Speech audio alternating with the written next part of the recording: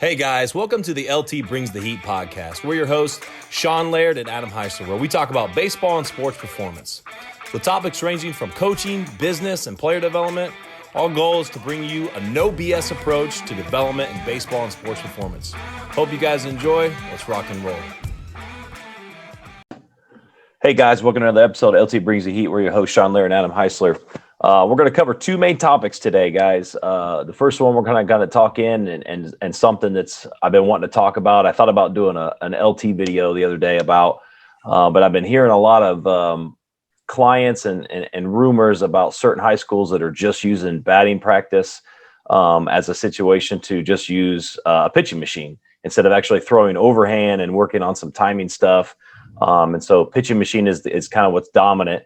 And what they're doing. And for me, it's obviously for those that have listened to the podcast, that's an issue with me of just having guys hitting off a fastball pitching machine. So we're going to kind of cover that topic. And I know, Adam, there's a specific thing that you kind of want to cover when it comes to a gap from the preseason and summer ball. Ours is obviously a lot different. I'll kind of let, obviously, you kind of dive into it and kind of touch on it here soon. But I kind of want to get your opinion to kind of start out with that first subject, Adam. And it's kind of like, you know, when it comes to pitching machine, and I know you are a big believer in it, you love it and you use it, but you have specific reasons why you use it. And we've covered on it before.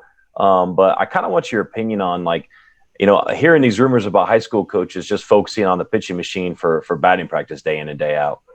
Yeah, and like you mentioned, like when we do use the pitching machine, there's a reason behind it. When you first sent that over, the first thing that came to mind was I hope these high school coaches aren't being lazy and just using a pitching machine so they don't have to actually throw batting practice. Because unfortunately, we've both heard stories about that where they're going to roll that two-wheel pitching machine out there all day, and you just have to figure it out and learn how to hit it, even whether it's dimple balls or real balls. And we know how it is. It's not as realistic as the game. Now, preseason, I'm a big believer in seeing the velocity, seeing the breaking balls, just to kind of get your eyes adjusted to what you're about to face in the game. And then even during the season, I would just have certain days that we use the pitching machine. It wouldn't be an everyday thing because when you're facing that live pitcher, you're facing a live arm action and timing and everything that goes into it. So I'm just afraid that some of these high school coaches are just kind of running the machine out there to save their arms. And what I say is, like, these high school coaches have signed up for this. Their part is to coach these kids and to throw batting practice. It's part of the gig. We do it in the summer. It's part of the gig. The hit fungos, everything that goes into it, like, it's just all part of it. Everybody would like to just sit there and write the lineup and sit back and manage, but that's just, you only do that at the major league level. You don't get to do that anywhere else. So it's tough because we're talking back and forth what habits you can run into as a hitter of if you're just always seeing this machine. So sometimes with the machine, hitters they almost start to guess when it's going to go because they see it over and over and over and over again. So you're not getting that live arm action of maybe a guy throws one a little bit slower than normal. He doesn't always throw it in the same spot where this machine's pretty consistent. So now you're training on those mainly one pitch too. And that's what the hard part is this machine set up just to throw down the middle the whole day? Because if it is, like, how many times in the game are they actually really getting that pitch? So now they're not working on driving the ball oppo or pulling the ball on the inside. It's always coming in this one spot. So if you are doing machine stuff, just make sure you're changing up. Hey, I'm going to set up this. A guy we're facing today is a 3/4 guy, so I'm going to slide it to the right a little bit, and I'm going to aim it for the outside part of the plate. Our goal today is to hit line drives over second base. If you're right-handed, left-handed, if it's coming in there, it's just to pull the ball hard with authority. And then guess what? On Thursday, you come back and do the opposite. We're going to face a lefty today. So there are ways you can do this the right way, and I just think facing it every single day isn't the correct way. What are your thoughts about this? I know you've got some strong feelings against it. What are your thoughts? You know, I come across as a guy that's very anti-machine. I know that. I love the machine for curveball, sliders, you know, off-speed work, you know, especially righty-lefty, because, you know, for me as a guy that, you know, that struggled with lefty curveballs at the back foot when I first, you know, was going into college, like, I never saw that. So utilizing a machine for something like that, you know, that hack attack is a huge benefit, and it's going to really help athletes. And like you said before the season, like, I understand, like, using the machine at high velocity, getting guys used to seeing the ball move fast and hitting that. I'm all on board with that. To me, once we get to season and kind of our philosophy at Laird's training, and what I see with guys in season is their swing, they're always seeing overhand. So they're seeing the live game action. They're seeing the overhand BP. Well, some programs are, obviously not all. But like, so we're in this constant state of rhythm and timing. And what I see is a lot of the swings, the swing's always trying to get away from you as a hitter. And you've got to constantly have that routine. And we talk about routines all the time of maintaining that consistency day in and day out, knowing what your flaws are, knowing what your weaknesses are, and understanding how to work around those to build up those weaknesses and turn them into strengths. So for me in season, like the tee work, the soft toss, the screen toss, those things are very, very, very important. And almost to me, more important when it comes to the practice part of it. And to me, the BP is just kind of getting you ready for the game. It's kind of getting your feel for the game. Whether it's, I always ask clients, I go, listen, when your swing is at your best, when you feel like you can hit anything and you're in the zone, where and what are you trying to do at the plate during batting practice? And 90% of them will say hitting hard line drives to the opposite side of the field, like in the right center field gap, or AKA center field gap, or obviously in the left center field gap. Like they're basically in that gap position with maybe 60, 70% of the balls, hitting toward that center field to opposite field gap. As a righty lefty, obviously that's different for each side. But the reason is because it allows them to stay through the ball. They can feel staying through the ball. They keep their shoulder on. They're staying square to the plate longer. I could talk about the mechanical part all day. For me, now that I'm hearing about all these, I say all these, there's a couple of schools specifically that are using pitching machine as their batting practice day in and day out. And I ask them, I'm like, hey, what are you doing for your pregame hitting routine? Well, we're just getting, 12 swings off the pitching machine. Mm. And I'm like, what? You're doing 12 swings off the pitching machine? And they're like, yeah. And I go, well, how's your team doing, offensively? Well, we're kind of struggling a bit. And I asked the same thing to the other group, the other high school players, and they're saying the exact same thing. They're struggling hitting. And what I noticed with these guys, and the reason I started this question and asked them is, I'm like, your hands are dropping. Like you guys are kind of getting a little big. Your hands are getting a little loopy.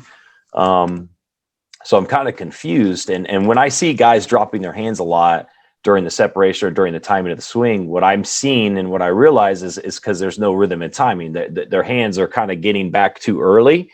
And, and I've talked about this before, like we can't freeze that launch position. So the hands have to go somewhere. So the hands are dropping a lot. And I'm seeing them swing underneath high velocity fastballs when I throw in batting practice. Because we'll work on, like we were talking about before on our last podcast, timing slow pitchers, the high velocity guys, and we work on the slow velocity guys, helping them change that mindset. Well, these specific kids from these high schools were struggling with that high velocity.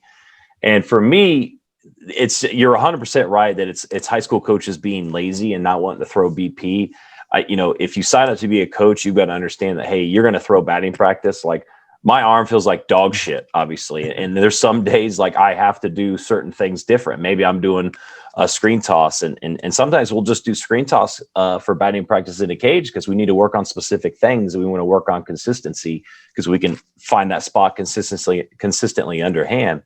But that overhand action, we want to create as chaotic of an environment as possible. And like you made a really good point about the pitching machine kind of being the same steady state spot over and over and over and over. And for me, like if I'm getting a guy day in and day out that's not training in a similar environment that's going to be in the game, which is the pitching machine, and it can affect your timing. Like you said, we don't know the type of pitching machine they're using. I have no idea. I'm not at their practices. We have no idea the environment that they're in. We have no idea if it's just some stupid high school kid just feeding the pitching machine. They're feeding to each other and their coaches are sitting around talking about what they ate for breakfast. I don't know what's going on. And one of these programs, I like the head coach. He's a good dude. He knows baseball. He knows the game very well.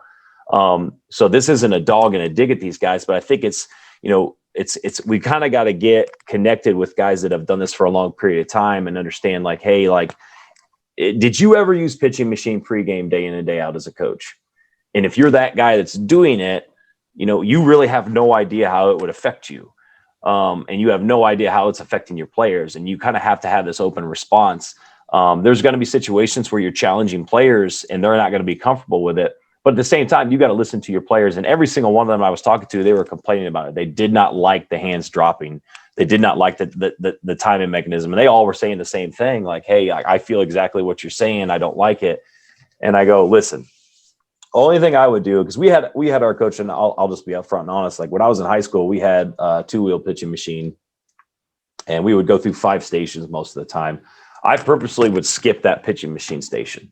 To the credit of my coaches in high school, and I had a bunch of different coaches in high school, but we essentially were doing similar things. But to their credit, we got a lot of swings in. And at Kokomo High School, like we set a bunch of offensive records and all that stuff. So obviously they did something right, and we had a lot of talent. But at the same time, I knew my swing, and I think that's what's most important as a coach is if there's something that really jacks up a kid's swing, and this kid's really passionate about that, I feel like that we can have a different variation that we could do pregame for that kid. And to give you an example, obviously we're not trying to play favorites or baby kids. I'm not trying to say that stuff. But if we have progressions and regressions in the weight room for different athletes or different things because their body can't do certain things, I feel like we could do the same thing when it comes to hitting. Yes, do I want every guy to try out certain drills? Absolutely. But we've talked about this before. Somebody that's very loopy in their swing, we might do a high T drill where it almost feels like they're chopping down. Is that drill for everybody? Absolutely not, because guys that already are kind of chopping, that would be the worst thing for them. It's going to continue that negative attack angle, and it's not going to be a good swing to keep the barrel in the zone for a long period of time. But for me as a coach and talking about this, I'm really passionate about that. We've got to be smart in what we're trying to do pregame. If you're seeing yourself offensively struggle and you're using a pitching machine day in and day out, they're not seeing any overhand in BP, something's got to change. We got to change something around.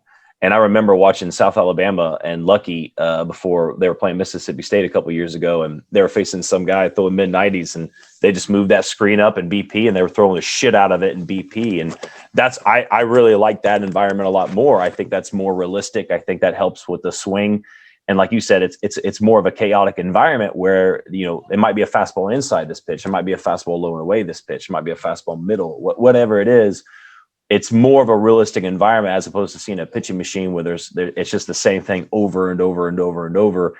And with some flaws in the routine and how they're doing it, it could be jacking up their timing and causing their hands to drop and causing some flaws in the swings that we do not want in season, which is, in my opinion, in season, we've got to focus on drills to keep that swing true.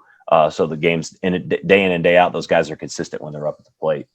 Yeah. And a key point that you said there was these kids are getting 12 swings off this machine. So personally, when we use it, the first round, whether it's 12 to 15 swings, it's from a no stride position. We're literally just playing pepper with it just to get the bat to the ball and see it with our visualization. So now if this is the only time they get it, I feel sorry for the kids that they're literally running in from shortstop, grabbing their bat, and they're jumping in and, hey, 12 swings off the machine. And then it's like, oh, dang, that's already over with. I fouled 6 straight back into the net. I swung and missed it too. And then I hit the rest of them. Like, I didn't get anything accomplished there. So it's a tough thing to do. Whereas if you're adding this into a station of, hey, we're going to have the machine set up in the cage, you work that, and then we have live BP on the field, then we have flips. Like you mentioned before, is our high school did the same thing of having different stations. And I'm always a big believer in the better teams are the ones that hit a lot. And whether it's right, it's wrong, whatever you're doing, even if you're getting good swings in, like you're getting better as opposed to kind of just sitting around and waiting for that pitching machine of your one round of 12 and then going on about your day. So that's just totally against everything that we use the pitching machine for. And it's frustrating. I feel sorry for the hitters. And it's tough because you want to approach these guys and tell them, hey, can even ask the coach, like, why are we hitting so much off this machine? Or there's a time and a place for it. Or, hey, today, can we mix it up and go live BP and let's see if we see a difference in our hitters, because at the end of the day, these high school coaches, they should want to win games. And if they're not hitting, then let's change some stuff up. Why are we not hitting? Well, maybe we should change our routine of pregame to get us actually ready to go, because we know how important feel is in this game. The last thing you want to do is you suck against the machine and now you got to face a live arm that night with zero confidence. So it's hard to produce at the plate that way. And then if they are creating bad habits with it, they're not even really recognizing they have these bad habits, maybe because they're so worried about just trying to make contact with this thing. They're forgetting everything that they've worked on in the cages with you, because maybe they swung and missed a couple times. And now it's, hey, I'm just going to try to throw my hands and hit the ball real quick just to see what can happen, because I'm tired of swinging and missing. So there's a time and place for everything. I'm glad you brought up the high velocity up in the zone. There was a kid in last week was struggling with the drop in the loop and swinging straight up. And so what we did, we put a tee basically on top of the plate. We raised the tee to about their belt line, and I threw short toss up in the zone, and I told them, don't hit the tee. and it just cleaned up their path to fire from the shoulder plane. And all of a sudden they weren't having that big loop anymore. I was praying to God they didn't hit the tee because we know how expensive those things are. But I was like, I trust my hitters. I'm going to do it. But I even had the idea, like we have a foam box for box jumps. Hey, I might take that in there one day if I'm noticing guys are kind of dropping and then swinging straight up of, hey, I'm going to set this here. Your job is to swing and not hit the box, so to speak. And these are all going to be top of the zone pitches. And it's just going to work on not dropping your hands first as you fire the shoulder, as you fire your swing off. Yeah, and that's a good point. Like the first thing I thought of is maybe we should use those old ass ATEC yellow tees that are indestructible, so you can hit the piss out of them, and those tees will last forever. Those would be good for pre-game swings or in the facility. That's a good tee, and using a foam plyo box would be awesome as well. Yeah. But one thing I just it clicked on me when you were saying this is a lot of these high school coaches. Social media is awesome nowadays, and we talk about it all the time. But I think a lot of these coaches are seeing, like, they're watching Heisler Heat use a machine, and they're going, "Oh man, you know what? We're going to use a machine too. We're going to use high velocity too." But not understanding the context behind it, like you said, like when you explain it, and like I said before, like I use machine, I like the machine. Do I use it as much as you? Probably not, and I'd be willing to bet probably half as much as you. But obviously, both systems work at a very high level. But listening to you talk about it, I agree with everything you're saying of the purposes behind why you use a machine and certain things you're doing with the machine. I think these guys that watch this, specifically coaches, not to say that you can't be a great coach if you didn't hit at a high level, but you have to have some feel. And like the old adage in the weight room is like, you have to have under the bar knowledge. I'm not going to listen to a guy that's 110 pounds talk about how to gain weight. I've used this example before. There was an assistant coach at a local college around here that looks like he's 120 pounds soaking wet trying to tell people how to gain weight. And like, dude, shut up, man. You like, get out of here. And it's the same thing as like, if you haven't used, like, let's put you coaches on the pitching machine day in and day out. And then let's have somebody throw live to you and see how your swing feels, like see what kind of helps you with that. And I think it's really important to know exactly the feels with what you're doing. Yes, I get the educated guesses and the decisions that you're trying to make. Because at the end of the day, like, you could have this whole system line up perfectly and 90% of guys are going to be successful, but there's going to be 10% of guys that you're going to have to do that separate things with. And I think that's important for us not to sit here and look at social media and be like, oh, I'm just going to do this. I think it's a great idea. Well, that's the thing too, because like if anybody even came in the facility, like our machine never goes above 75. Like, we don't crank up anything. We just shorten the distance up, because when you crank up these bad boys, they have so much spin rate to these things. They're physically rising on you. So that was an adjustment we made earlier. It was like, oh, let's crank it up to 90. Well, the inside of a cage, you're shorter, and that thing was seriously rising. So we backed it down. We just shortened the reaction time, and it really never goes, like I said, above 75 miles an hour. So yeah, you just do the math, and hey, it's 46 feet. Here's it is, blah, blah, blah. What does that equal out to? That's the reaction time we're working. So now you got to think, are these guys having it from the full length distance of 60 feet? Well, there's no telling how much juice they have on these things and how much it physically is rising. Like a Jacob deGrom fastball, trying to hit that at the high school level, like, good luck. You're not going to. Yeah, absolutely. That's a really good point right there too. That's a good point. It's got a lot of guys. There's probably guys putting it back there almost by the mound and trying to light it up at 90 miles an hour. That's a good point. Sure. All right. Hey, Sean, one thing I want to give to you is from a training aspect. So our middle school seasons just ended like probably 2 weeks ago. And then our high school playoffs started last week. So for guys that maybe got knocked out of their tournament, or now they're out of the state playoffs, they don't play summer ball here. Basically, I think first weekend is May 28th. So a lot of the programs are starting up. What would you recommend? Because we're getting some questions from dads and players like, hey, Coach Adam, like, we just ended our season, but I don't want to fully put down everything and then try to pick it up in a month. What's kind of the best way? Let's approach it first. Like, what would you do from a strength and conditioning standpoint right now to kind of help fill this gap to get them ready for the big summer run? Yeah, that's a really good question from a strength and conditioning perspective. Specifically, like, you're looking at like 4 to 6 weeks. Is that about right? Yep. To me, that's a great opportunity to, if you lost a little bit of muscle mass, to kind of gain that muscle mass back. But it's also an opportunity to kind of gain a little bit of weight and gain some muscle in that 6 weeks. Like, you could easily, if you have the right nutrition standpoint, you have the right mindset, the right consistency, you can easily gain 5 pounds of muscle or 5 pounds of lean mass, depending on the client. I got to be careful on saying lean, muscle, because obviously there's going to be, certain percentage of fat. Like, a goal for us is if we gain 10 pounds, we want to make sure we have 9 pounds at least of that as lean mass. But to kind of get more detail is like, I would be lifting consistently, like it's almost like an off-season programming. And not obviously, if you haven't been lifted at all in the spring, like that's an issue. Like you don't want to go full force. Obviously, you were going to have a periodization and kind of a progression into what you're trying to do. But from a strength and conditioning perspective, I'm going back to what I was doing in the off season consistently.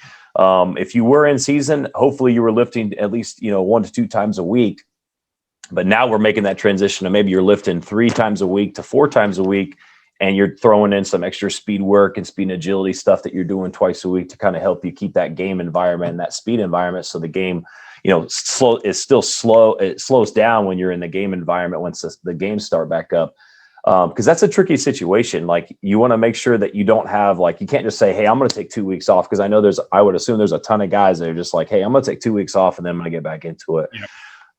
To me, that's a bad idea. If there's a pitcher who threw a lot of innings in the spring and maybe need kind of a 1 week, kind of recovery, we've done certain things where we told a kid, hey, take this week off and then we'll kind of, on ramp you and get you back up into that program. Maybe he takes a week off at the end, and then for 5 weeks he's building up. But that's a very small percentage of guys whose arms, maybe he didn't do things between starts. Maybe his arm is dragging a little bit. Maybe his coach overthrew him. We've kind of got to work around a lot of things. But from that perspective, you've got to make sure your arm is in shape. So you got a long toss routine that you're maintaining. You're still throwing your bullpens. And I think what's most important is putting yourself in that live game environment. So live at-bats is a really important part of that process. And if you don't have the availability of live at-bats, you're throwing that bullpen in a live game situation. You're talking about, okay, this is a lefty. He's a dead pull hitter, struggles with curveballs, and you pitch to him like as if it was in a game environment. And as a hitter too, you've got to put yourself in those tough situations. It can't just be, hey, I'm just going to hit off the tee and hit BP or some. What most guys do is they're like, hey man, throw me a bucket of BP, and they call it a day and they think they got quality work in. But I think it's about sitting down and setting a plan of attack of what you're trying to do. I would personally, like I said, if I was going to just categorize this and summarize this into 3 points, I'm looking to try to gain 5 pounds of lean mass and get myself ready, especially if I'm one of those guys at that 15, 16, 17 year age level when college recruits or college scouts are going to come in and try to recruit me. I want to make sure I have my best physical, my aesthetics and look and play the part at that next level. I'm also working on number two, as a hitter, I'm making sure I'm trying to maintain as much timing as possible, but also I'm trying to make sure if there was some weaknesses in my game that happened in the spring that kind of showed, I'm going to dedicate, like, hey, Coach Adam, like, I did really well at these things. I struggled at these things. What can I do these next 6 weeks to prepare me? And that's what we're going to do. We're going to be more consistent with preparing for those things. So that way in the summer, when that environment happens, if this kid struggled with, curveballs away, he's more prepared for that this summer, and he's being honest with himself of what he's struggling with. And then number 3 would be the pitchers and that pitching aspect of things, which you could go to position players as well. But for the pitching aspect of things, if you only had one pitch in the spring, you got 6 weeks, let's work on developing that second pitch and being more consistent and finding the zone with it. I'm going to be consistent with what I'm doing day in and day out. Maybe I struggle at pitching at certain parts of the plate, or I struggle at pitching inside. Which to me in high school, especially in summer ball with as many wood bat tournaments there are, as a pitcher, I would be trying to master throwing inside at the high school age level with all the wood bat tournaments and to kind of go in and finish. There's a lot of outfielders in Indiana. It's a cold weather state that in the beginning of the spring that they've had a really hard time with tracking baseballs and finding baseballs. If you're in an environment where you can work on trying to create that game atmosphere, live, the live BP is the best time to field fly balls. I would be trying to get with a coach or an instructor or somebody to kind of help me with my footwork and help me with my outfield play and kind of develop myself. But basically I would be treating this like it's the off season into preseason. And I think that's the way to kind of do it. Obviously you're going to have your feet wet a little bit more and you're going to hit the ground running a little bit more because you played your games. But by no means you should not be taking time off. You should be focusing on what your weaknesses were, developing those weaknesses, and get yourself ready for that summer ball, atmosphere. But what are some things that you kind of focus on? It's kind of crazy because up here, like our break, some guys might be a week off, and some guys they might just go straight. Like we'll probably have 5-6 guys that make a big state run, and I won't see them until almost July, which is kind of crazy to think about, but it's different for you guys for sure. Yeah, so I mean, I think you brought up a lot of great points. And number one, you got to be honest with yourself and communicate with your coach. And hey, realistically, how much have you been working out during the season? Because if you kind of totally left the weight room, the last thing you need to do is jump back in and try to lift where you were lifting before your season started, because then that's where an injury is going to come from. So, hey, if maybe you stayed away from it, okay, we got to ease you back into it to kind of get your on ramp and get your sprints back in, get your legs back under you. So I think I agree totally of don't just take those weeks off. I think that's the easy thing to do. I'm just going to let my body rest. Well, that time you're resting, you're wasting another week of you getting your training in to get ready for the summer. And we talk about it all the time on here is your body is your billboard. So when you're playing this summer in front of these scouts that are back on the road now, like they want to see you in uniform and they want you to look the part and be like, oh man, this kid's solidly built, but he's even got more projection once he gets into a college weight room. So that's a big part, guys. If you're paying attention, is the weight room is such a big aspect, and your physique is such a big aspect of showing like, oh, you can tell this guy enjoys the weight room, or this guy's a hard worker. He looks the part. And that's such a big part in this game of baseball. Another thing I think a lot of us, we're all going to want to hit. Every player out there, we love coming to hitting instructors. We love the hitting part of it. What I'm most afraid of is guys not fielding ground balls and guys not getting the fly balls too, because that's kind of the hardest part. Everybody's like, I'll just wait till the game gets here. I'll just wait till our practice starts. Well, if you don't practice till May 28th and you don't field a ground ball for a month or 6 weeks, you're not going to make a good impression with your summer program for that first time. And the coach is going to be like, man, what have you been doing? Oh, well, I've been hitting, I've been throwing, but I haven't really been fielding. I was just waiting until we got here. No, it's too late, and you're not going to start the summer off the right way. So get a group of guys together, find a local park if there's one available, and kind of run your own practices. You can do live at-bats out there. You can hit your fungos, get your fungo work in, do your infield drills. Outfielders, if somebody's hitting live BP, instead of just shagging and picking up balls, like actually go get some reads for maybe 10 minutes. That's it, just to get your eyes used to back on the ball. And then from hitting is if you're in a high school program and you play a ton of wood bats, it's time to put the aluminum bat away, grab the wood, and you better start getting used to it, because we both know that there's a difference between a wood bat and an aluminum bat, and they can say they're the exact same weight, the exact same size, length, and everything, but that wood bat is heavier and it's different, and you've got to find the feel for it, because the natural hitters will find that feel. But if you're a big barrel aluminum bat guy and you get this thing in your hand for the first time, like you're going to find struggles with it, and it's going to find how hard it is to actually find that barrel. So put the aluminums away, grab the woods. That's what you're using from now on. Get with a pitcher. If you are a pitcher, get with hitters. And, hey, once a week I want to throw live to you guys. My plan is to throw 2 bullpens a week just to kind of keep my arm where I'm at. If you had a lot of innings, then maybe you do back it off like Sean says. You take a week and then get back into a long toss program. But it's almost – I think you nailed it when you said like a preseason spring training type of stuff. This is what you got to view this as is – no, not just rest because I had 20 games that I just played. Realistically, your body's healthy. You shouldn't be beat up. You're a teenage kid anyway. Like, you can play these games all you want. So realistically, you're ready to go. It's just now we got the spring training mode. Put together a plan, get with a coach, get with one of us, and, hey, what is your recommendation on what we should do? Here's my map. I got my plan. I've got 28 days to get ready until May 28th gets here. Coach, what would you do? And I think it's the easiest way to sit down and draw everything. But realistically, you've got to be honest with us on how much activity you've been doing, both in the weight room, on the field, and everything else. And how much work do you put in outside of the hitting facility? Because that's a huge part of it. Yep, and that's a really good point. And I'll bring up a little story as we kind of close out here. When I was preparing to come into South Alabama after my medical redshirt year when I injured myself, I had that 2 months of summer off, which is a little bit longer, obviously, what you're talking about, but not much longer. I mean, it's really only a month longer.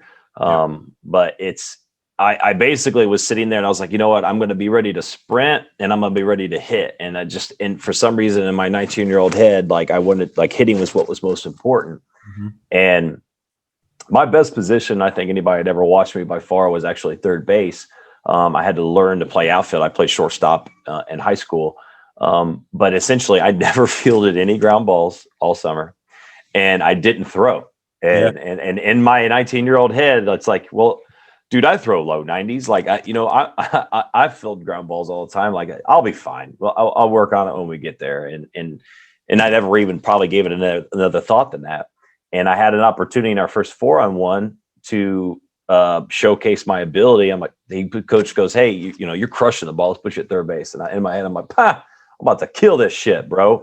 And sure enough, I went from throwing, low 90s across the diamond to one hop and two hopping balls to Joel Collins at first base.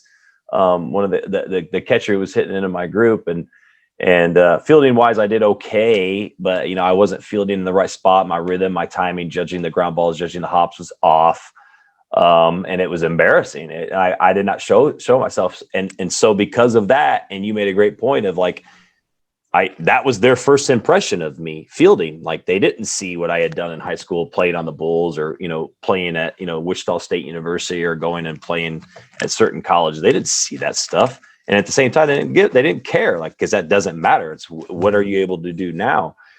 So if you as a player or, had success in the past, and you're not prepared for your current environment. We talked about this on the podcast recently is, preparation, for success is when preparation meets opportunity. You have to be prepared day in and day out. I was not prepared.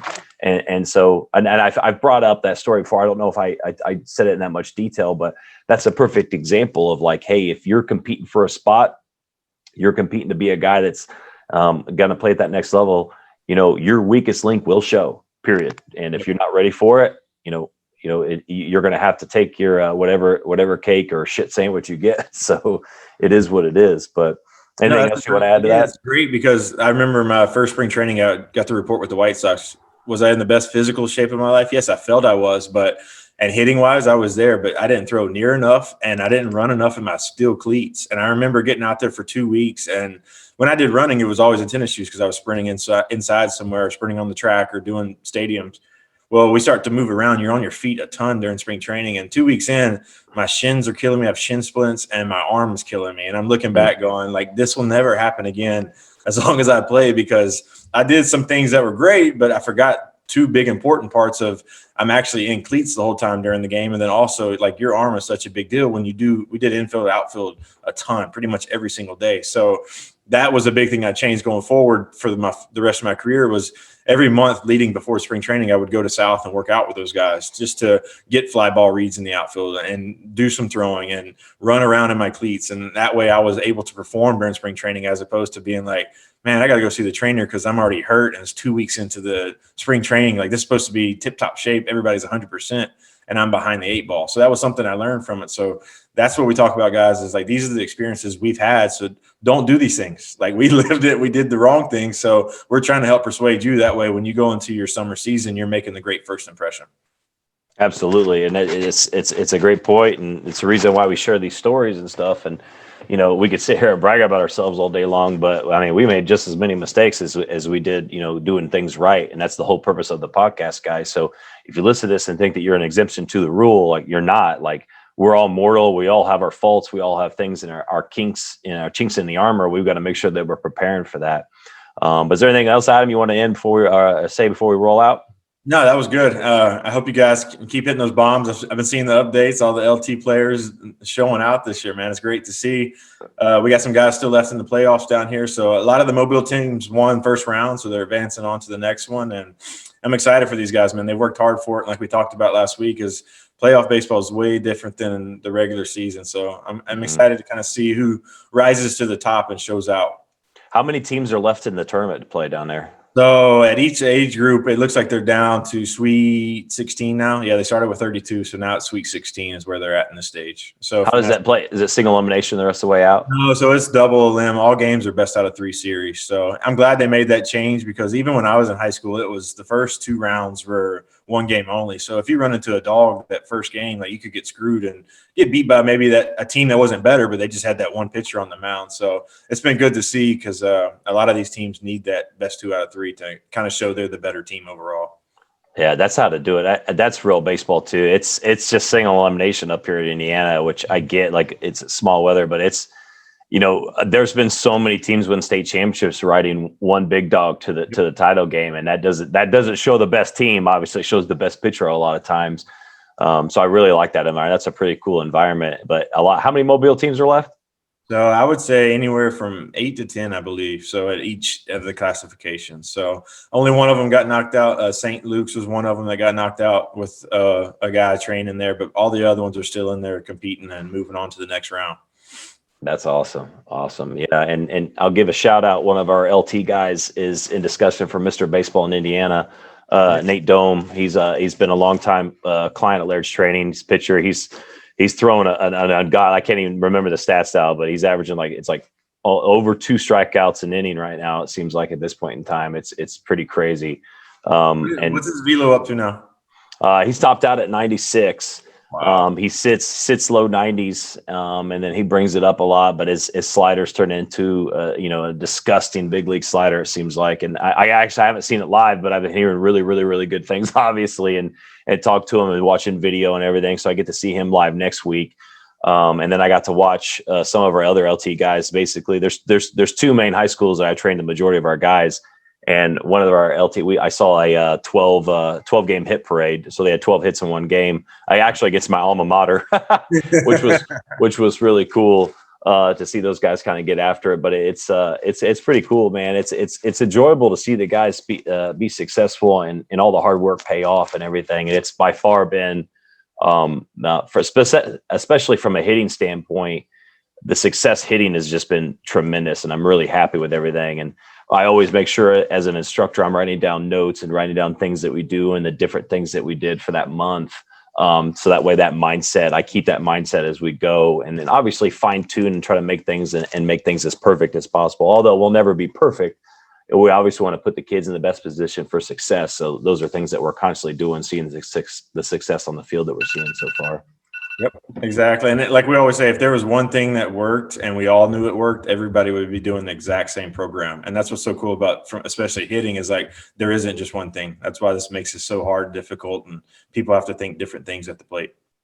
Absolutely. Well, guys, I hope you enjoyed this episode. A little behind the scenes with LT and Heisler Heat, but also kind of talking about some things that we disagree on and stuff, and guys, like, kind of listen to this, and me and Adam, we have kind of similar philosophies, but also we have different things that we do, and like he just said, that they both work at a high level. So constantly assess what you're doing, constantly strive to be better, and constantly sit there and analyze what you're doing day in and day out. But if you guys enjoy this, please share, and actually, get out there. If you didn't enjoy this, don't share it. It is what it is, but leave that 5-star review if you did. So we'll see you guys next time. Have a good one.